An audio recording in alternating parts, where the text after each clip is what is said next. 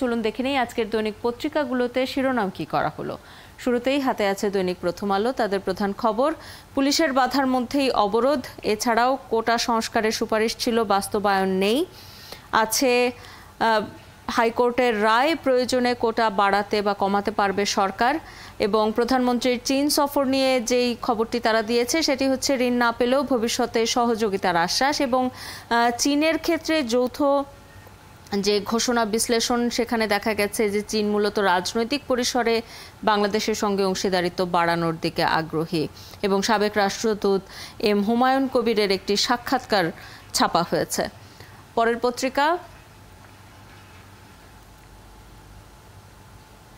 পরের পত্রিকা দৈনিক সমকাল। সমকালের প্রধান খবর, পুলিশের ব্যারিকেড ভেঙে শাহবাগের শিক্ষার্থীরা। কুমিল্লা এবং শেরেবাংলা কৃষি বিশ্ববিদ্যালয়ে সংঘর্ষ, আহত ৩০। এছাড়াও আছে, সরকার চাইলে কোটা পদ্ধতি পরিবর্তন করতে পারবে, হাইকোর্টের রায়। আছে ফয়সালের ১০০০ কোটি টাকার অবৈধ সম্পদ। এছাড়াও রোজগারের সঙ্গে খরচে ফারাক আকাশ পাতাল, এই খবরটি দেওয়া হয়েছে। এবং ঢাকা বেইজিং যৌথ বিবৃতি খবর ছাপা হয়েছে, সেখানে বলা হচ্ছে বাংলাদেশের অভ্যন্তরীণ বিষয়ে হস্তক্ষেপ সমর্থন করে না চীন। এবং চাকরি দিয়েছেন ১০০ জনকে, কারো সম্পদের পাহাড়। এটি আরও কোনো একজন সরকারি কর্মকর্তার দুর্নীতির খবর। পরের পত্রিকা দৈনিক যুগান্তর। তাদের প্রধান খবর, কোটা সংস্কার আন্দোলনে পুলিশের বাধা, ব্যারিকেড ভেঙে অবরোধ। এছাড়াও আদালতের বিরুদ্ধে শক্তি প্রদর্শন করছে শিক্ষার্থীরা। কোটা সংস্কার আন্দোলন নিয়ে ওবায়দুল কাদেরের মন্তব্য, সেই খবরটি দেওয়া হয়েছে। এছাড়াও মতিউর পরিবারের অবৈধ সম্পত্তি, shooting spot, plot, flat, bank হিসাব জব্দের নির্দেশ। এবং জনদুর্ভোগ না বাড়িয়ে আইনসঙ্গত পথ খুঁজুন, এটি কোটা সংস্কার আন্দোলনকারীদের প্রতি আহ্বান, সেই খবর দেয়া হয়েছে। এবং মূলত কোটা সংস্কার নিয়ে যে বিষয়টি এবং বিদায়ী অর্থ বছরে বৈদেশিক খাতে সবচেয়ে অস্থির সময়ের মুখোমুখি ছিল অর্থনীতি, এ ধরনের একটি খবরও দেওয়া হয়েছে। পরের পত্রিকা দৈনিক কালের কণ্ঠ। তাদের প্রধান খবর, ঢাকা বেইজিং বাণিজ্যে স্থানীয় মুদ্রার ব্যবহার বাড়াতে জোর। এবং দুর্নীতি সেই দুর্নীতি হোক পিয়নের কিংবা আমার, সেটি প্রধান বিচারপতি এই মন্তব্য করেছেন, সেই খবরটি দেওয়া হয়েছে। এবং আবারও মতিউর পরিবারের সম্পদ জব্দের আদেশ। এছাড়াও কোটা সংস্কার আন্দোলনে হঠাৎ উত্তাপ, হাইকোর্টের রায়, প্রয়োজনে কোটার অনুপাত বাড়ানো বা কমানো যাবে। এবং কোটা নিয়ে ২০১৮ সালের পরিপত্রের সংশোধন চায় ছাত্রলীগ। এছাড়াও কোটার বিরুদ্ধে মত রয়েছে আওয়ামী লীগেও। কোটা সংস্কার আন্দোলনের সমর্থন ছাত্র দলের। এটি সব ছাত্র সংগঠনগুলোই কোটা সংস্কারের যে যৌক্তিক যে দাবিটুকু, যৌক্তিক যে সংস্কার, তার প্রতি সমর্থন জানিয়েছে। এবং সাধারণ ছাত্ররা যেটি বলছে বারবারই, যে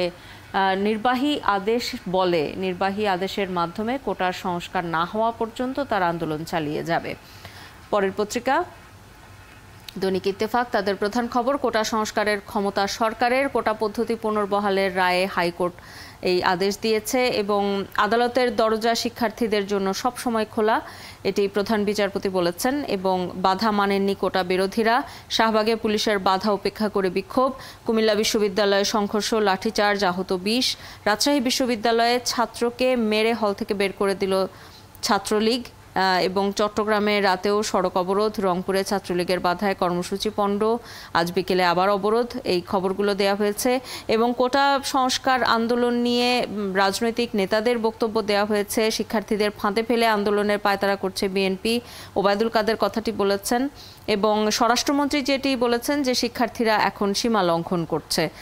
এবং ছাগলকাণ্ডের মতিউরের ৪ ফ্ল্যাট এবং ৭২ বিঘা জমি ক্রোকের নির্দেশ দেওয়া হয়েছে। এছাড়াও বাইডেনের উপর চাপ বাড়ছে, ঘনিষ্ঠজনরাও বলছেন সরে দাঁড়াতে।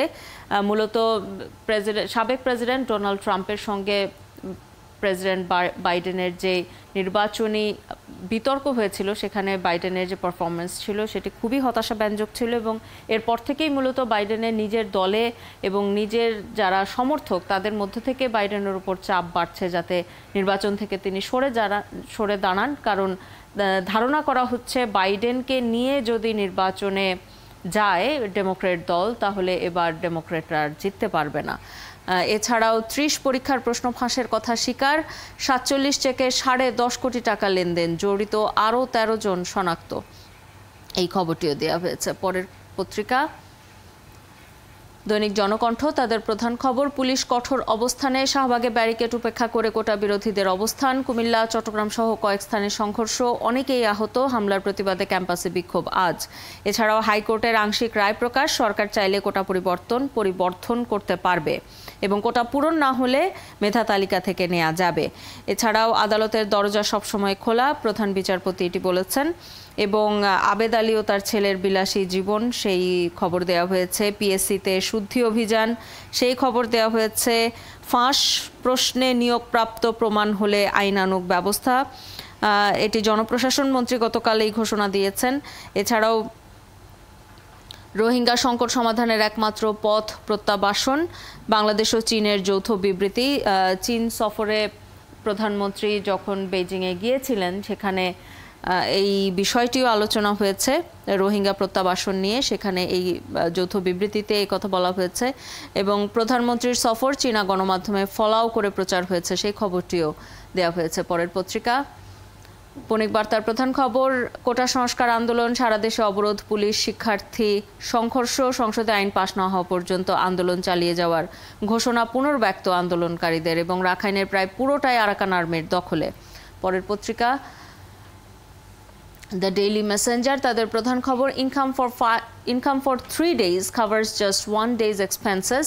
এছাড়াও ইনফ্লেশন কাট সেভিংস বন্ড ইনভেস্টমেন্টস, যেটি বলা হচ্ছে যে দ্রব্যমূল্য বেড়ে যাওয়ার কারণে 3 দিনের যে আয়, তাতে 1 দিনের খরচ চালানো সম্ভব হচ্ছে। এবং মূল্যস্ফীতির কারণে যেটি বলা হচ্ছে যে মানুষের সঞ্চয় এবং বিনিয়োগ অনেক কমে যাচ্ছে, সেই খবরগুলো দেওয়া হয়েছে। এবং কোটা বিরোধী আন্দোলনের খবরও আমরা দেখতে পাচ্ছি। স্বরাষ্ট্রমন্ত্রী যেটি বলেছেন, প্রোটেস্টিং স্টুডেন্টস ক্রসিং লিমিটস, তারা এখন সীমা লঙ্ঘন করছে, এই কথাটি স্বরাষ্ট্রমন্ত্রী গতকাল বলেছিলেন, সেই খবরটি দেওয়া হয়েছে। পরের পত্রিকা দ্য ফিনান্সিয়াল এক্সপ্রেস, তাদের প্রধান খবর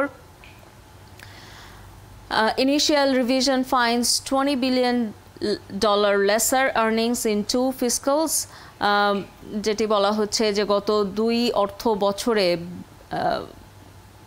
$20 billion আয় কমে গেছে, সেই খবরটি দেওয়া হয়েছে। এবং government can revise quota, high court suggests, যেটি বলা হচ্ছে যে হাইকোর্টের রায়ের আংশিক রায় প্রকাশ করা হয়েছে, সেখানে বলা হয়েছে সরকার চাইলে কোটার পরিবর্তন করতে পারবে।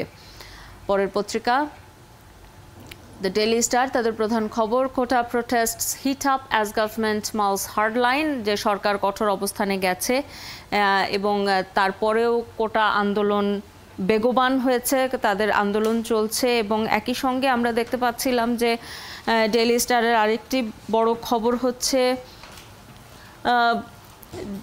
ব্যাংকের বাইরে যেসব আর্থিক প্রতিষ্ঠানগুলো আছে, সেই আর্থিক প্রতিষ্ঠানগুলোর যে ঋণ, সেই ঋণের যে বোঝা, ঋণের যে পরিমাণ, সেটি দিন দিন বাড়ছে এবং সেই ঋণের খেলাপিও বাড়ছে, সেই খবর দেওয়া হয়েছে।